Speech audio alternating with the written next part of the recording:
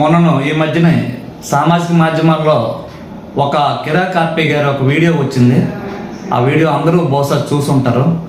ఎందుకోసం అంటే మా ఉత్తరాంధ్ర యాస భాషల్ని, మా జాతిని, మా నాయకుల్ని అవమానిస్తూ ఆయన ఒక వీడియో రిలీజ్ చేశారు.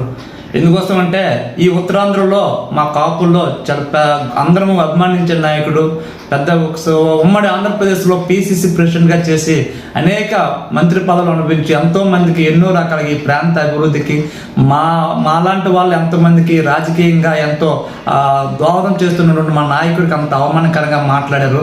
చాలా బాధాకరము. రాజకీయాల్లో ఏంటంటే ఆయన అడిగే ప్రశ్నలకి మీకు వీలైతే సమాధానాలు చెప్పండి, లేకపోతే సమాధానం చెప్పకపోతే ఇంకొకలా చెప్పండి. కానీ ఈ రకమైన దాడి చాలా బాధాకరమైన దాడి.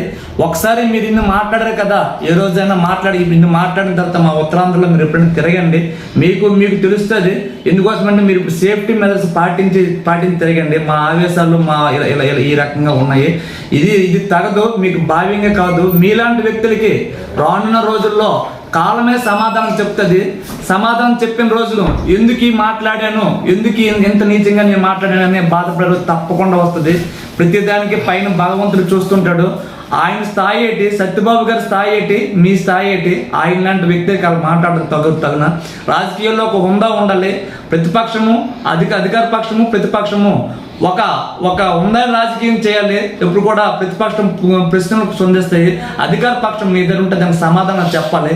ఈరోజు ఎవరికి రాష్ట్రంలో నిరుద్యోగ వృత్తి లేదు, ఆడవాళ్ళకి 1500 లేదు, 3 సిలిండర్లు లేవు, ఒక్క పెన్షన్ లేదు, ఒక్క ఇల్లు లేదు, అలాగే వసతి దీవెన లేదు, విద్యా దీవెన లేదు, నిరుద్యోగులు బాధపడుతున్నారు, ఉద్యోగులు రోడ్లు ఎక్కుతున్నారు.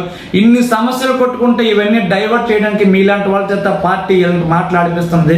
ఇది మీ పార్టీ నాయకత్వానికి కానీ మీకు కానీ తగదు. ఎందుకోసం అంటే మా ఉత్తరాంధ్ర ప్రజల ఆగ్రహానికి మీరు ఎప్పటికైనా గురికాక తప్పదని చెప్పేసి భవిష్యత్తులో ఇంకెప్పుడు ఇలాంటి మాట్లాడరని తెలియజేస్తూ సెలవు తీసుకుంటున్నాను.